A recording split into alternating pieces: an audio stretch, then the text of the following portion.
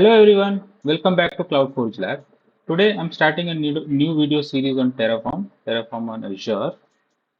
This is the first part of the video, and in the entire series, I'll be referring Terraform documentation, Azure documentation to create resources or infrastructure in Azure.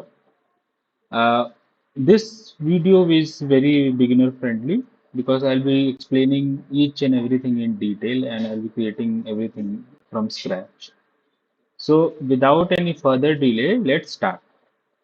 So first of all, let's understand what is Terraform. So Terraform is basically a IAC tool, IAC meaning infrastructure as a code, which allows you to manage infrastructure with configuration files rather than using graphical user interface. So you don't have to log in into Azure portal and create your infrastructure.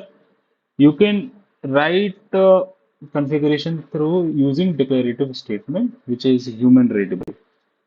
Not only that, Terraform manages, right? It allows you to manage the life cycle of your infrastructure as well. Okay. So basically, what the benefit of using IAC is, IAC allows you to build, change, and manage your infrastructure in a safe, consistent, and repeatable way by defining configuration that you can version, reuse, and share. So you can use this your Terraform configuration in version control tools, in your CI/CD pipelines, which everything that we'll be seeing throughout the video series. So without now, let's not get into too much of theory straight away. Let's go ahead and create our first uh, resource or first infrastructure in Azure, which is, will be the resource group.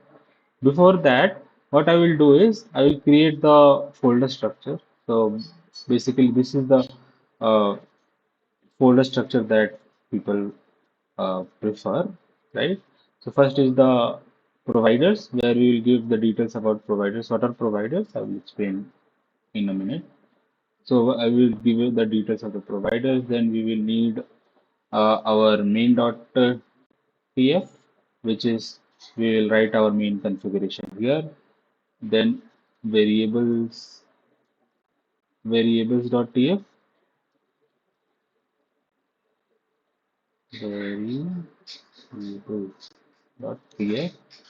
Then we'll create output.tf. So this is yes, outputs.tf. Okay, so now it's ready. So first we need to do is to write the Terraform providers. So every Terraform configuration will have a high level Terraform block. Okay. So in that Terraform block, we need to provide required providers. Now, before we give the details of the provider, let's understand what is a provider. For that, I've opened the documentation. Okay. So you can see providers are nothing but a plugins. So Terraform relies on plugins called provider to interact with cloud providers, SaaS providers, and other APIs. So every resource that you create will be created with the help of providers. Every resource type is implemented by a provider. Without providers, Terraform can't manage any kind of infrastructure. Okay, so Terraform provider, this block of code is very important for Terraform. Without this, you cannot do anything. Okay, so one such provider that for Azure, the provider is Azure RM. So when you give provider, we give Azure RM for Azure. So for every provider, we have to give two things. One is the source, which will be in this case HashiCorp dot Azure RM. Okay, and also I've opened the Terraform registry. We'll get the information about all the providers here. Okay, what are all providers are there. So one more point to note is that Terraform is cloud agnostic. It's not that you have to be limited to Azure or AWS. You can use Terraform for configuration with across cloud environments. Okay, so let's go to Azure. We'll go here documentation, and there you can find, and there you can see how to use it. So Terraform provider. The first is the provider for Azure is Azure RM. We give the source, and then we give the version. Okay. So for version, there are some constraints that we use for version. Let's use that, right? So the first thing is if you go here, we give version equal to, or you can give versions like tilde greater than, right? Greater than equal to, okay? This equal to means that you're using that specific version. Greater than, you can provide that any version greater than that version. Okay. So in Terraform, there are various version control. One is like using equal to, another is like this one, which we call it as pessimistic constraint.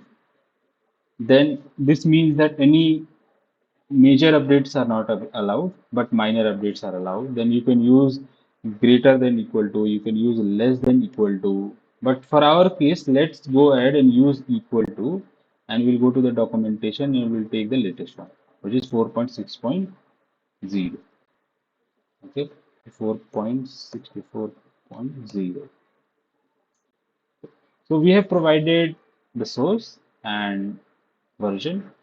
We should give Hashikov. There is also called as registry.io, Hashikov registry.io by default, but it's taken by default. So for now, we'll go to the later part in our parts where we'll explain that the source can be internal to your organization as well. But for now, let's go with this. Okay. So now my providers are ready. We have to give some um, features as well, which I will copy from here directly. So these features, like for example, why this is needed is, uh, for example, this one. This is needed if you are using this field. This is needed when you are using a sandbox where we are not allowed to create any for other resources than what is already created. You cannot create other resource group. For example, if you using O'Reilly's sandbox, right? There you need to have this constraint. Okay, but for my case, it is not required, so I'll comment it. Okay, here you can provide your subscription ID as well, but that subscription ID, it's not a good idea to provide it here. So I have created a environment variable. Okay. If you see, I've created an environment variable for my subscription details and provided that. That subscription detail is required to run your configuration correctly. Okay. So now that I have given the Terraform provider details, what we need to do is we go ahead and create our first resource. Okay. So let's understand what is a resource. If I go here and go to the overview, okay. So a resource is any infrastructure object that you create and manage with Terraform. It can be any kind of a resource. It can be a virtual network, a virtual machine, okay, or any other high-level component such as a DNS. Okay. Providers are plugin, and I mean the kind of resource you create depend on the provider you install. As I said, provider is very crucial when you are writing a Terraform configuration. Okay, so now let's go ahead and create a resource group. Okay, so the first for creating a resource, we create a resource block. Okay, this is the Terraform main Terraform block. Within that we have the providers block. Okay, and then we have the resource block. For the resource block, let's say Azure RM resource group. Okay. And then we will say example. Okay. And now this requires two things. One is the name, which will keep it as say RG test uh, test Terraform. Okay. Now we'll go ahead and give it a location. It needs a location which will give it a say East US. These two things are required. Now there are two things here. First is the resource block which we are creating a resource group. Okay, this is the resource from the provider that we are going to create. And this name is used to refer to this resource block. Okay. Now this is the name that you will be able to see in the portal, or this is the name of the resource group. Okay. This is not the name of the resource group. This is the reference to this resource block. Okay. So now it's ready. So for now, this much is fine. So what I will do is I will go ahead and run Terraform. Let me add a new terminal here. Let me Terraform init. Now, what Terraform init does is, I'll explain the life cycle of Terraform in the next video. But for now, let's run the Terraform init and see what it does. So you see, it's downloading the providers. In this case, I have provided only one. So it is downloading that. Okay. Let's give it a minute. So after that, if you see my Terraform init, a new file is created. A Terraform log file is created. This log file ensures that when you are using this type configuration across regions or environment, the version of this provider remains intact. So the same version is used across the environment, and you have to use it in your CI/CD pipeline to make sure that newer version or some different version is not getting created, so, and your infrastructure is not breaking. So when you run init, it creates a log file, dependency log file. This we call it as a dependency log file. Okay. So now it's done. It will download all your providers that you have provided here. Okay. So let's close it. And then the next thing is Terraform plan. These are the lifecycle commands for the Terraform. Okay, so Terraform plan will basically lay out what it's going to do in the real world. So what all resources it's going to add or change or delete. Okay, okay, so this is just a note. So it's say that okay, it's going to add one uh, resource, and this is the ID will be known after it applies. The location is East US. Name is RG Terraform. Okay. After Terraform, this is just a plan. The exact resources are not yet created, and that will be created once we give Terraform apply.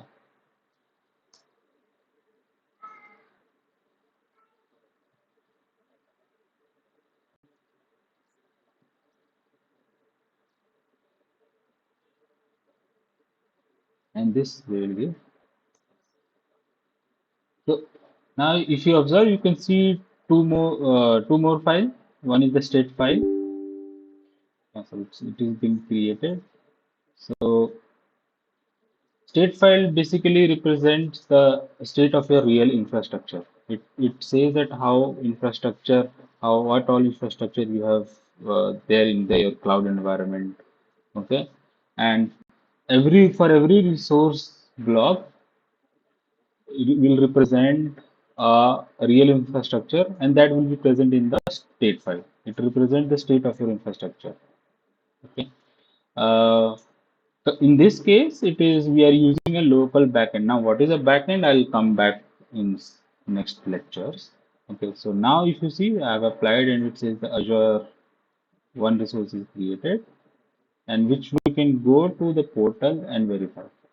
If I go to the resource groups, I can see my test is there. Now, if I want to delete this, what we'll do is we give Terraform destroy. So this will delete our infrastructure what we created. So uh, in real world, when you are using destroy, make sure uh, it is what you intend to do. Okay? So let's wait for a couple of minutes, and once our resource is deployed, we'll again verify it on the portal. We'll give it yes. It is going to take some time, and then this operation will be completed.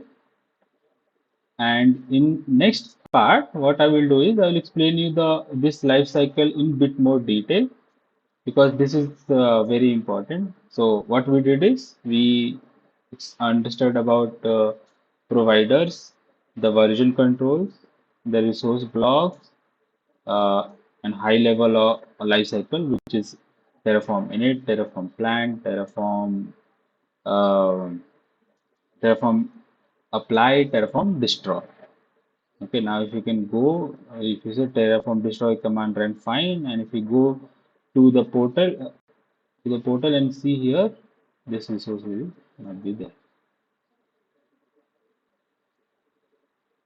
Okay, it's not there. So, and the good thing about Terraform is like every time I will run this, it is going to give me a same consistent result across environment, across region. Okay, so next part, what I will do is I will explain you the life cycle of Terraform. I mean how Terraform manage the infrastructure life cycle. I explain that, and then we'll go ahead from there. So thank you for watching, and to make sure that you get notified as soon as I upload the next part, do subscribe to my channel. And if you want me to give any feedback, please provide them in the comments. And thank you for watching and see you in the next video.